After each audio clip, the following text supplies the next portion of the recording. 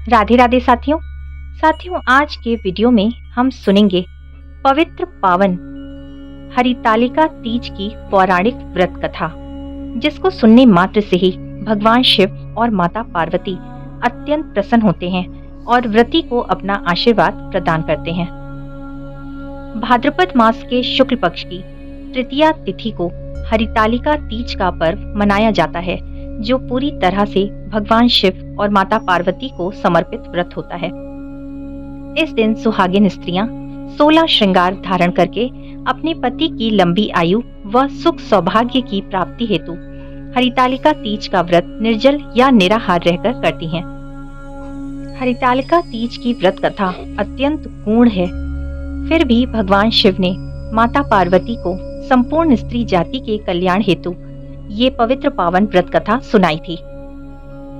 इस व्रत कथा को सुनने से पहले चैनल को सब्सक्राइब अवश्य कर लें।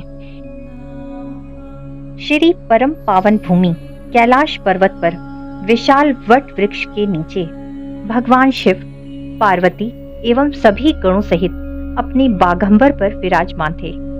बलवान वीरभद्र, भृंगी, श्रृंगी, नंदी आदि अपने अपने पैरों पर सदाशिव के दरबार की शोभा बढ़ा रहे थे। गंधर्वगण, किन्नर, ऋषि हर भगवान की अनुष्टुप छंदों से स्तुति गान कर वाद्यों के बजाने में संलग्न थे। उसी सुअवसर पर महारानी पार्वती जी ने भगवान शिव से दोनों हाथ जोड़कर प्रश्न किया कि हे महेश्वर, मेरे बड़े सौभाग्य हैं जो मैंने आप सरीखे पति का वरण किया। क्या मैं जान सकती हूँ कि मैंने वह कौन सा पुण्य अर्जन किया था? आप तो अंतर्यामी हैं, मुझको बताने की कृपा करें। पार्वती जी की ऐसी प्रार्थना सुनने पर शिव जी बोले, हे वरानने, तुमने अति उत्तम पुण्य का संग्रह किया था, जिससे तुमने मुझे प्राप्त किया है। वह अति गुप्त है, फिर भी तुम्हारे आग्रह पर प्रकट करता हूँ। कथा प्रारंभ। भाद्रपद माह के शुक्ल पक्ष के तीज का व्रत हरताल के नाम से प्रसिद्ध है। यह जैसे तारागणों में चंद्रमा, नवग्रह में सूर्य, वर्णों में ब्राह्मण, नदियों में गंगा, पुराणों में महाभारत, वेदों में साम, इंद्रियों में मन, ऐसा ही यह व्रत श्रेष्ठ है। जो तीज हस्त नक्षत्र युक्त पड़े तो वह और भी महान पुण्यदायक होती है। ऐसा सुनकर श्री पार्वती जी ने पूछा, हे महेश्वर, मैंने कब और कैसे यह तीज का व्रत किया था? विस्तार के साथ श्रवण करने की इच्छा है। इतना सुन भगवान शंकर बोले कि हे भाग्यवान उमा, भारत के उत्तर में श्रेष्ठ एक पर्वत है, उसके राजा का नाम हिमांचल है। वहां तुम भाग्यवती रानी मैना से पैदा हुई थी। तुमने बाल्यकाल से ही मेरी आराधना करना आरंभ कर दिया था। कुछ उम्र बढ़ने पर तुमने हिमालय की दुर्गम गुफाओं में जाकर मुझे पाने हेतु तप आरंभ किया। तुमने ग्रीष्म काल में चट्टानों पर आसन लगाकर तप किया, वर्षा ऋतु में पानी में तप किया, शीतकाल में पानी में खड़े होकर मेरे ध्यान में संलग्न रही। इस प्रकार 6 कालों में तपस्या करके जब मेरे दर्शन ना मिले, तब तुमने ऊर्ध्वमुख होकर केवल वायु सेवन की, फिर वृक्षों के सूखे पत्ते खाकर इस शरीर को छीण किया। ऐसी तपस्या में तुम्हें लीन पाकर महाराजा हिमांचल को अति चिंता हुई और तुम्हारे विवाह हेतु भी वो चिंता करने लगे। इसी सुअवसर पर महर्षि नारद उपस्थित हुए।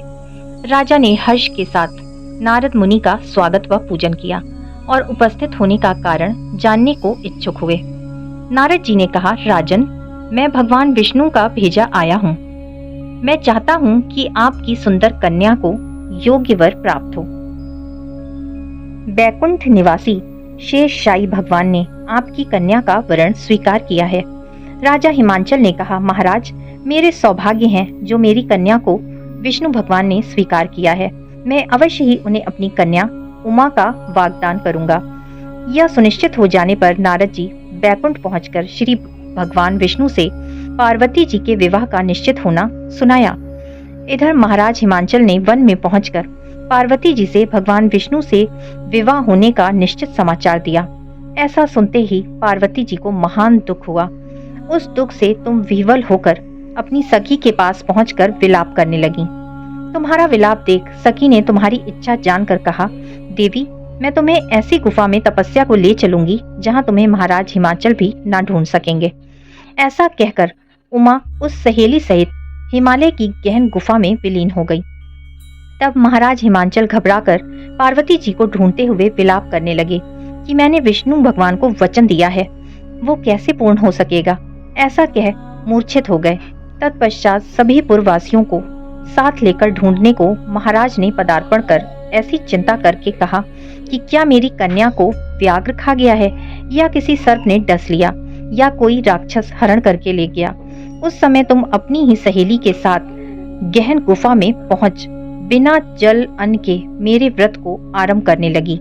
उस दिन भाद्रपद मास की तृतीया शुक्ल पक्ष हस्त नक्षत्र युक्त थी। व्रत पूजा के फलस्वरूप मेरा सिंहासन हिल उठा, तो मैंने जाकर तुम्हें दर्शन दिया और तुमसे कहा, देवी, मैं तुम्हारे व्रत और पूजन से अति प्रसन्न हूँ। तुम अपनी कामना का मुझसे वर्णन करो। इतना सुन तुमने लज्जित भाव से प्रार्थना की कि आप अंतर्यामी हैं। मेरे मन के भाव आपसे छुपे नहीं हैं। मैं आपको पति रूप में चाहती हूँ। इतना सुनकर मैं तुम्हें एवं मस्तु इच्छित पूर्ण वरदान दे अंतर्धान हो गया। इसके बाद तुम्हारे पिता हिमाचल मंत्रियों सहित ढूंढते ढूंढते नदी तट पर मारे शोक के मूर्छित होकर गिर पड़े। उसी समय तुम सहेली के साथ मेरी बालू की मूर्ति विसर्जन करने हेतु नदी तट पर पहुंची।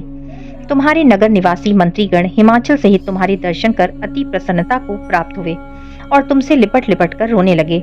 बोले, उमा, तुम इस भयंकर वन में कैसे चली आई, जो अति भयानक है। यहाँ सिंह, व्याघ्र, जहरीले भयानक सर्पों का निवास है, जहाँ मनुष्य के प्राण संकट में हो सकते हैं। अतः हे पुत्री, इस भयंकर वन को त्याग कर अपने गृह को प्रस्थान करो। पिता के ऐसे कहने पर तुमने कहा, पिता, मेरा विवाह आपने भगवान विष्णु के साथ स्वीकार किया है। इससे मैं इसी वन में रहकर अपने प्राण विसर्जन करूंगी।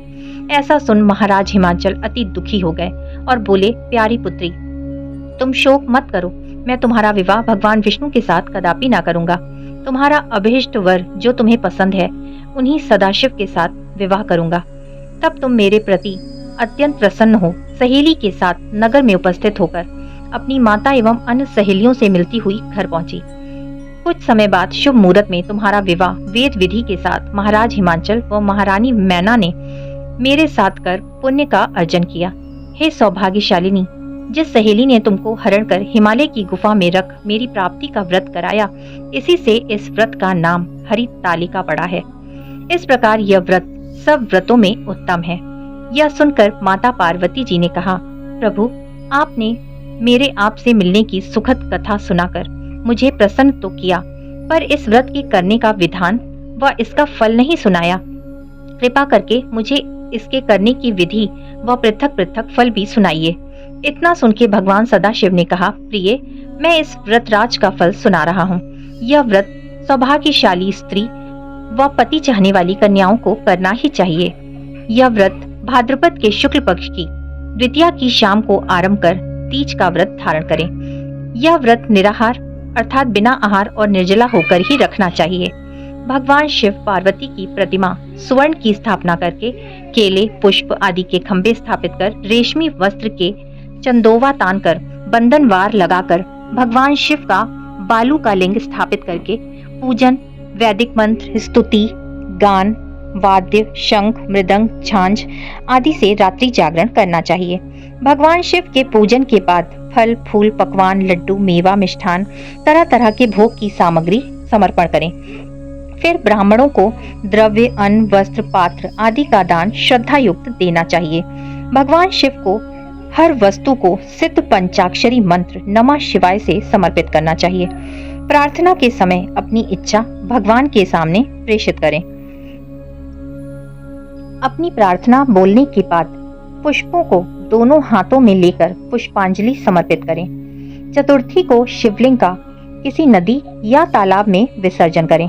3 ब्राह्मणों को भोजन करा के दक्षिणा दें। इस प्रकार यह व्रत पूर्ण करने से नारी सौभाग्यवती होती है, धन व पुत्र पौत्रों से सुखी होकर जीवन व्यतीत करती है।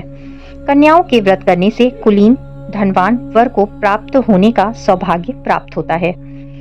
हे देवी, जो सौभाग्यवती स्त्रियां इस व्रत को धारण करती हैं, उनके सुख सौभाग्य में वृद्धि होती है और उनके पति की आयु भी लंबी होती है। हरितालिका तीज व्रत कथा संपूर्णम।